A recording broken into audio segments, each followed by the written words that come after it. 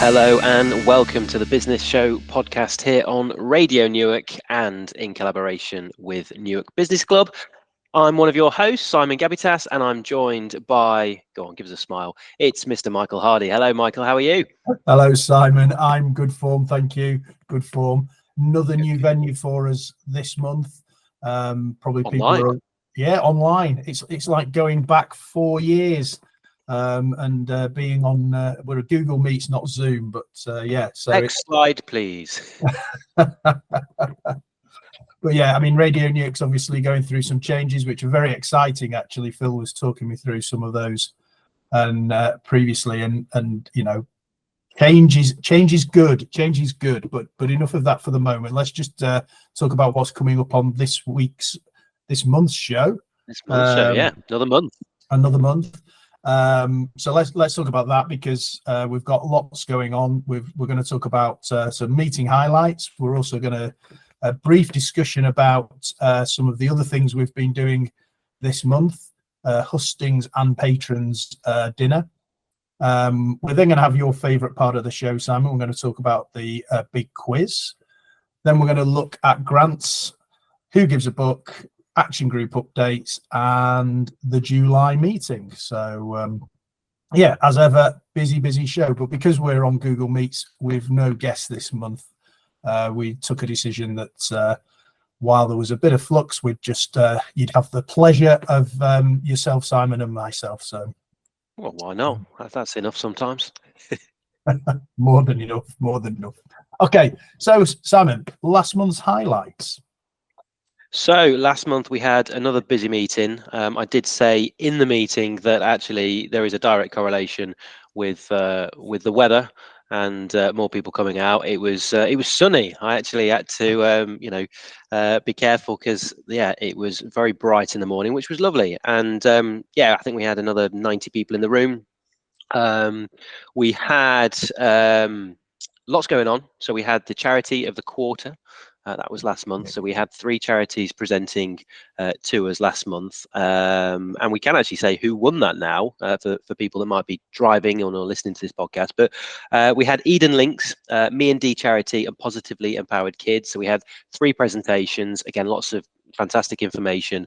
And I can confirm that Me&D Charity won the vote. So we got everyone's vote as they left the building, and we counted those up. It was very close, actually, and I have been in touch with the other charities, but Me&D won the donation as well that we gave to them from the business club and from the round table. So that was good. The meeting itself was sponsored by Orchard School. And it was a collaboration with GXO and West Notts College. They were talking about internships, how businesses can get involved. And this is a follow-up. So they actually sponsored the meeting a few years ago. And they had a real good uptake of that. They had businesses that stepped forward, got involved in those internships. So this was a follow-up to talk about how businesses can get involved, but all the positives from kind of all the different sides. So that was great to hear from their team. And again, that was supported by Mark Mansfield as well. He supported them and does a lot of work with them behind the scenes. So we gave a book away. As we do. Do we talk about that in a bit? We talk about it separately, don't we? You talk about it now. Talk about it now. We gave a book away. So in the Who Gives a Book part of our meeting, we were recommended and donated, actually. So I have said that I'm running a library now of books. People are not just recommending them, they're actually giving me books. So I end up with this collection in the office. But we were donated How to Sell Through Networking and Referrals, which I thought was quite an apt book for a room that was networking. That was donated and recommended by Ian Stevens of Lawmaster. And we gave that away in the room during the meeting as well. So lots went on. We've got a couple of updates, I think, this month from the action group from your side of things. So lots of information there. But another action-packed meeting. Brilliant. And I've just come up with an idea. You know me, always thinking. So got a pen. Library corner. I'm going to hold that thought. It was had while on the business show. And I'll come back to you with some thoughts on that later. But that sounds like, as ever, a busy month, busy meeting. The charity of the quarter is always fascinating, and it's great to see different charities getting an airing and getting an opportunity to tell people what they do, and to give some money as well is also positive. But as we know, it's not just the money; it's just that awareness, and charities get more than just the money out of standing in front of 80 or 90 business owners. Yeah, and we got the opportunity earlier this week. We may well talk about it a bit more, but we had our patrons get together, our patrons dinner earlier this week, and it was one of the things that we highlighted because, yeah, it's some exposure for those charities. There is a donation to one of those charities as well. But some of the stories that we've heard where people through that engagement have stepped forward as trustees, people have stepped forward as volunteers, and that's the difference. That's what, some of those charities actually need to remain sustainable. So, some of those stories that we get from people that have, phoned me up afterwards and gone, after that meeting, I've got 3 people that have stepped forward that want to get involved in my charity. So, yeah, that is why we do it. And again, through businesses and through the stuff and the work that we can do in the community, that is a great advantage and something we can bring to it. Yeah, and we talk a lot about transferable skills in business, and there's a lot of transferable skills in the room, and charities need those as much as businesses need them. So. Yes, well, I actually last night did get an email from someone who's just joined a charity and went, I've joined in a fundraising capacity. How do I start working with a business club? And it was great that they're reaching out and using our experience. So that's good. Brilliant. Well, that's great, and seamlessly, because you've already touched on it, a couple of other things that have happened since our last podcast are the hustings and the patrons dinner. So. Obviously, this podcast is going out. First day is the first day after the election, so we may or may not know some results. We may or may not. We may or may not. Absolutely, but also, but whatever will have happened, and obviously because of rules of media, then normally we're not allowed to talk about the election during this period, but on the basis that we're now out of that period, and we had a hustings, which I just want to say from my perspective, and I think the clubs as a whole, was a real insight into the world of politics and the challenges and actually how difficult it is to bring together so many different parties and so many different people and try and get them into a place and then have people with so many different opinions. And I think the piece for me that stands out is the adversarial nature of it.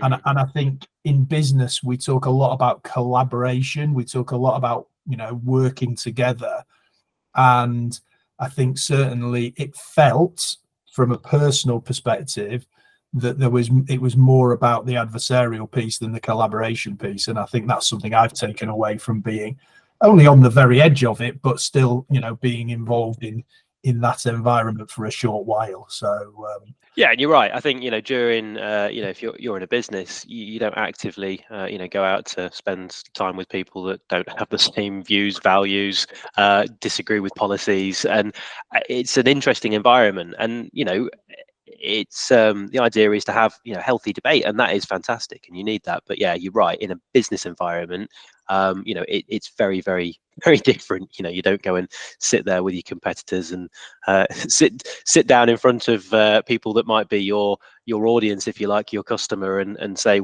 why I'm better than them, or why my policy is better, or why our company might be worth working with instead of them. So yeah, it is an interesting environment. Yeah, and I think in a lot of businesses, certainly, in bigger organizations, they work together for the good of the industry that they're in. Yeah. So, but and this is a personal opinion, it doesn't feel sometimes like that. While everybody says they're working for the greater good, it doesn't feel like they're working together for the greater good, if that makes sense. So it will be very interesting. I think in the past we've seen coalitions. We know that they can work, but yeah, it's very different in politics to what it would be in a business. Absolutely. An acquisition type environment. But yeah, I think it's been good for us, and in terms of feedback, another professional event that we've put on as well, which is exactly what we're supposed to do, and what we're kind of our remit, I guess. Yeah, Yeah, coming, bringing the opportunity for businesses and local residents to hear the views of the politicians who are wanting to be their representative.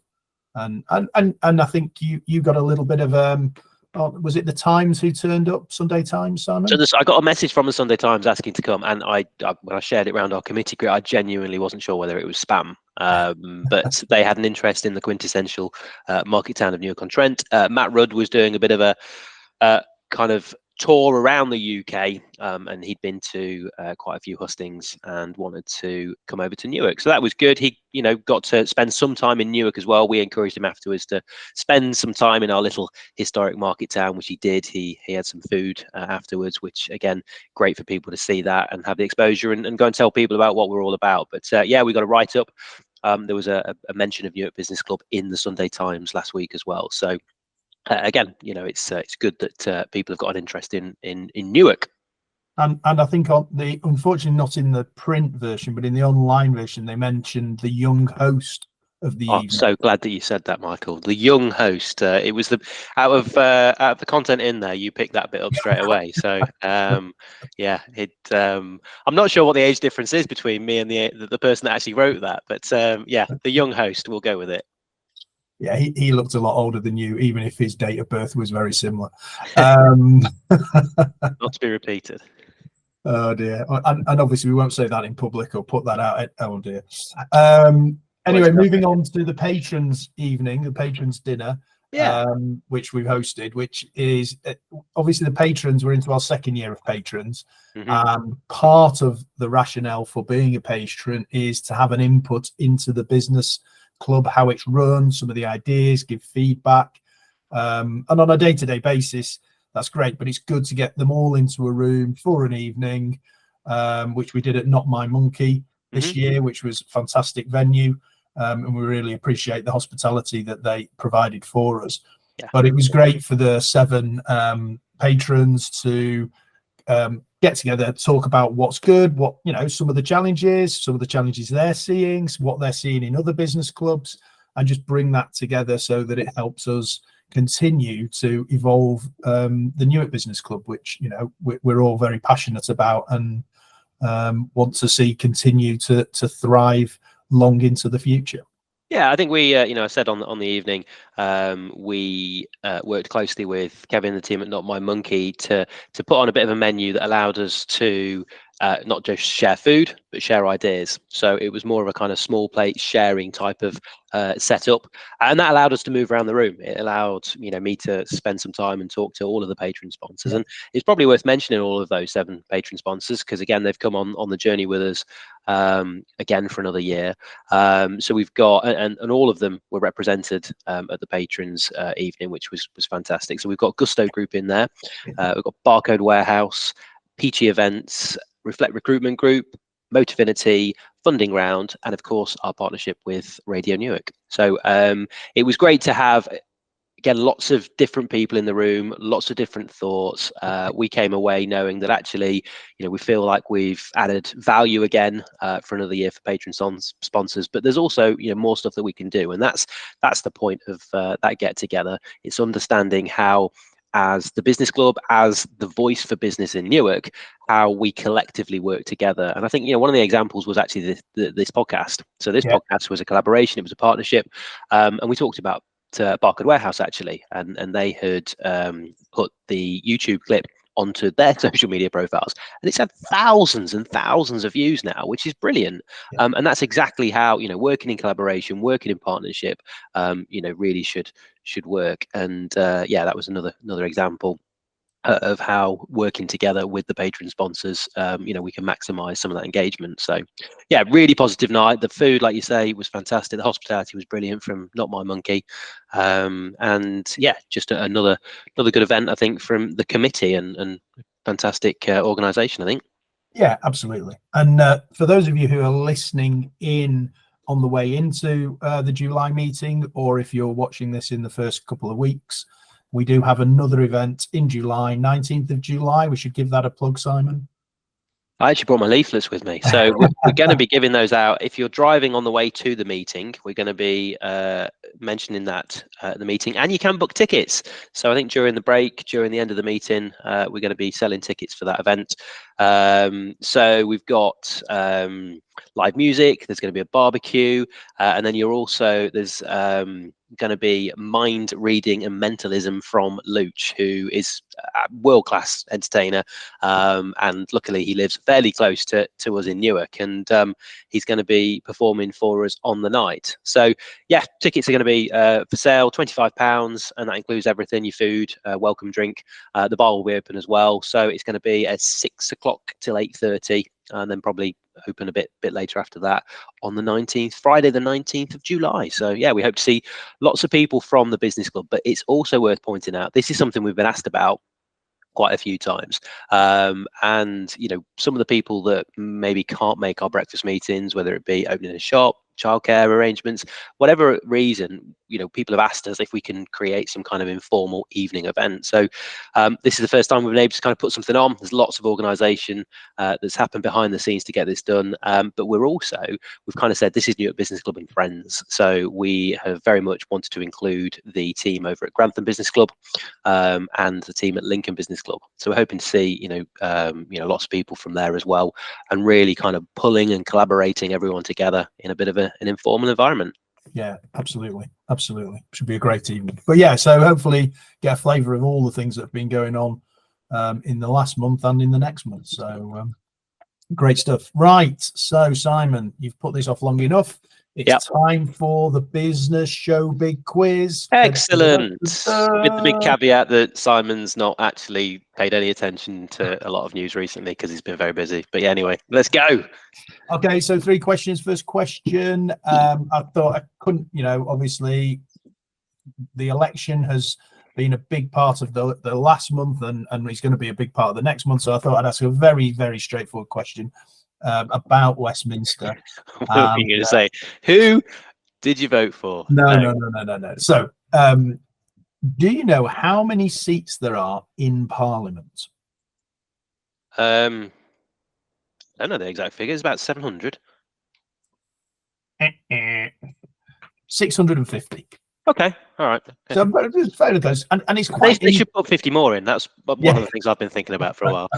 Oh, blimey! I think 600 less. More than, sorry, but it's been quite interesting. I've got 2 teenage daughters, and trying to explain to them that the one who's voting for the first time, or voted for the first time, and trying to explain to them that I'm not voting for Rishi or Keir, plus all the other candidates, obviously, as they do in America, where they vote for the leader. And I'm voting for one of 9 people in Newark who will then represent me in this 650. Interesting, of course, yeah. This venue, and they've so that their understanding, and that's why you've got to talk to your kids about this, and you've got to sort of explain it, because for them it's sort of like they're very binary, aren't they? Because it's it's TikTok, so it's yes or no, it's black or white or whatever the piece is. Yeah. Be interesting, the kind of teaching at school, I suppose. But what I suppose, just picking up on that, is more interesting is my kids know more about the faces and the personality of politics than I ever knew, because of social media, because of I guess that engagement, which is really fascinating. And I remember from a very, very young age actually walking through I can't remember which town we were in, and there was a chap with big blonde hair, and my probably 4 or 5-year-old at the time, this is probably 6-7 years ago, turned around and said, "Oh, he looks like Donald Trump." I'm going, how do you know who the president of? And it's just, it's that kind of, they know more than obviously probably we realize sometimes. But yeah, no, absolutely. So a little bit diversion off the quiz there, but yeah, so trying to explain to teenagers who are getting involved, and even younger children who are getting involved in politics, because it's all over the place, and trying to explain to them our system and how it works and why it's different. Really important, but also it's quite challenging as a parent actually to ensure you're giving them the right advice. I look forward to that conversation. Absolutely. So two more questions in the big quiz you'll be delighted to know. So the first one is, in the first week of July, what dropped to 22p?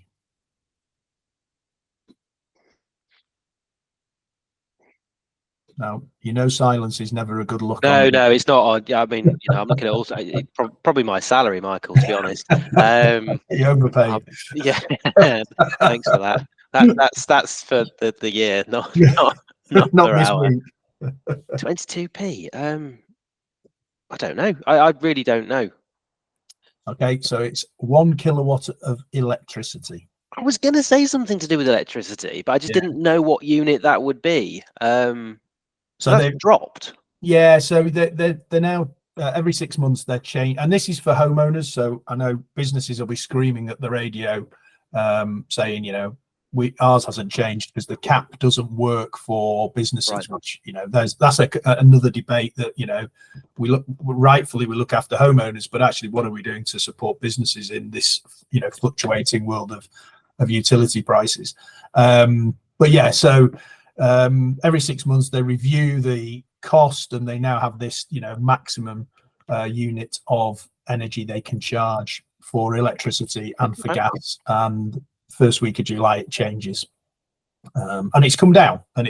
So for the summer, when you're using less electricity anyway, it's a less amount per unit, which is as it is. So the supplementary, the third question, which you're now going to be really pleased with me to ask, is, so at the same time the gas pence per kilowatt has changed, so what has it changed to?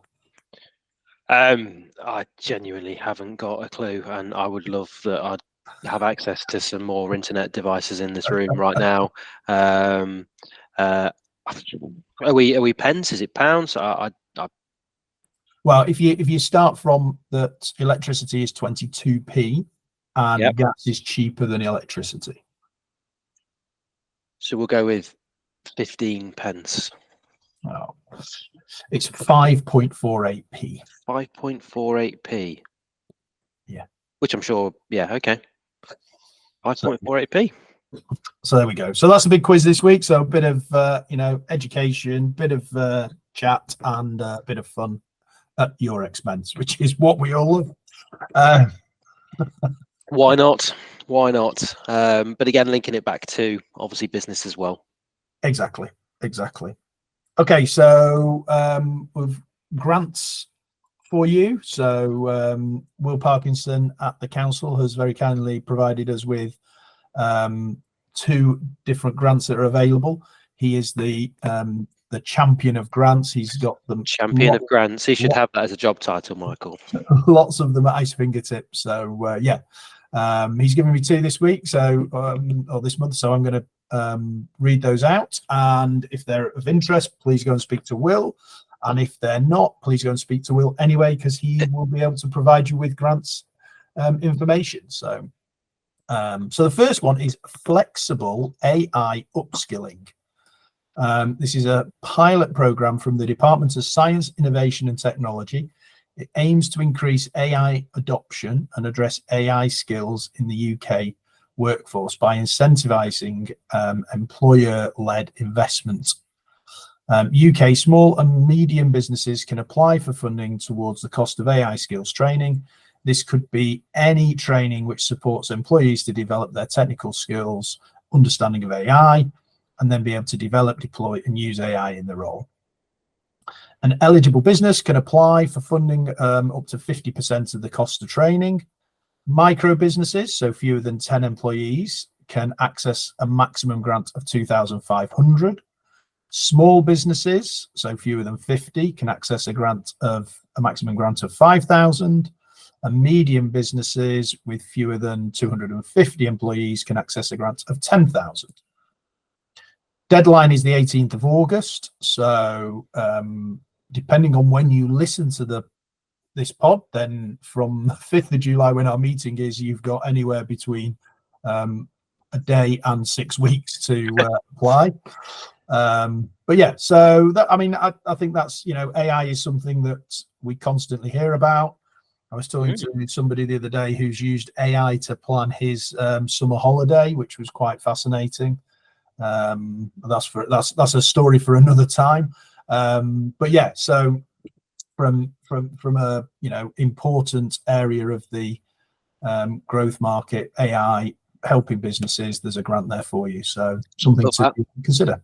Yeah, no, really like that. And as a company that has recently built their own software, it's the next part of what we're looking at in terms of kind of utilizing that. But I think, if we'll chat after this, but I think these are really important to probably share also at the business club breakfast meetings as well, and get on the screen and go chat to the team at Newark and Sherwood District Council, Will Parkinson, about these grants and others, because I think they could be applicable to so many businesses. And is that an award-winning innovation that you've done in your business? I may be sat in the room with an award somewhere. Okay. Yes, we won an award, business innovation. Fantastic. Thank you for that. No problem. Second grant is Creative Enterprise Business Builder. Grants of up to 2,500 available to support businesses, registered SMEs in England in the moving image industry. The industry comprises of businesses in the film, TV, animation, games, and immersive industries. Should be a limited company with a relevant track record. Grants can be used to subsidise the cost of working with an expert to support companies' specific goals, business planning, as well as offering other specialist expertise or knowledge. The funding is administered by Creative UK. To help screen-based businesses move away from working project to project and develop sustainable businesses. Nice. So I think that's again. What was the value on that? Sorry, £2,500. Okay, excellent. Again, very applicable to lots of businesses, I think, that one. Absolutely. So those are the two grants this month, and again, really appreciate Will's work of providing things that are very different. We talk about startup grants, we talk about huge, grants for sustainability and stuff like that. But actually, he always comes up with something that's slightly different, something that you wouldn't necessarily think about or know about, which we really appreciate. So, and we need to definitely come up with a bit of a jingle still. That's been on the wish list for a while. We'll sort it out soon. Absolutely. Okay, so we've covered Who Gives a Book. I think is there anything to add on Who Gives a Book, or are we? No, we gave the copy away, and we've got another book to give away this month. So I won't spoil that. If you're on the way to the meeting, if you're listening to this now, then there will be another book coming out, and someone in the audience today is going to win that. So brilliant. Okay. And that was another bit of feedback from the patrons dinner, actually, how I was talking to someone about they were involved with another business club, and it's one of the ideas that they've mentioned to another business club that they're involved with about us giving books away. But I mean, not just the book, the idea is, again, we're sharing knowledge, we're sharing stuff that people have read in the room, and the idea with it is that, if you read it and you go, that's fantastic, loads of nuggets of information, then we are encouraging people to share it around again. So that's the idea of it. But it was great to hear some of the things, some of the features, some of the bits and pieces that we've put into our meetings are being used in other meetings, which is fantastic. It's about sharing those ideas. Goes back to collaboration. Indeed. Brilliant. Okay, well, a quick action and retail group update for you. So quite a lot going on at the moment, which is fantastic. We've obviously got there's the whole dueling of the A46, which is sort of in the background, and people sort of talk about it. And of course, with anything of this nature, it can go very quiet for a long period of time, because it's over £500 million of investment into the town, and that doesn't come lightly and doesn't come without a lot of scrutiny. I'm delighted that the project director, John McGinty, has kept in touch. He came to one of our meetings, and then he's kept in touch, and he's giving me updates which I can share with members. And basically he said, look, it's still happening. The planning application's been submitted, and it's been accepted for examination. It's easy for me to say, by the planning inspectorate. And once they're now in that pre-examination phase, this takes 6 months. So they're expecting the sort of outcomes from that late September. But in essence, the program's still on target for works commencement circa summer 2025, main works spring 2026, and a 3-year program to completion. So I think positive that with all the noise, obviously politics plays a big part in this, but everything is still moving at a pace. While from the outside might not seem that fast, it is moving at the expected pace for this type of project. So that's positive. Good, very positive. Trains. So we represent the business club on the Nottingham to Lincoln stakeholder board, which is the Castle line from Lincoln through to Nottingham and beyond.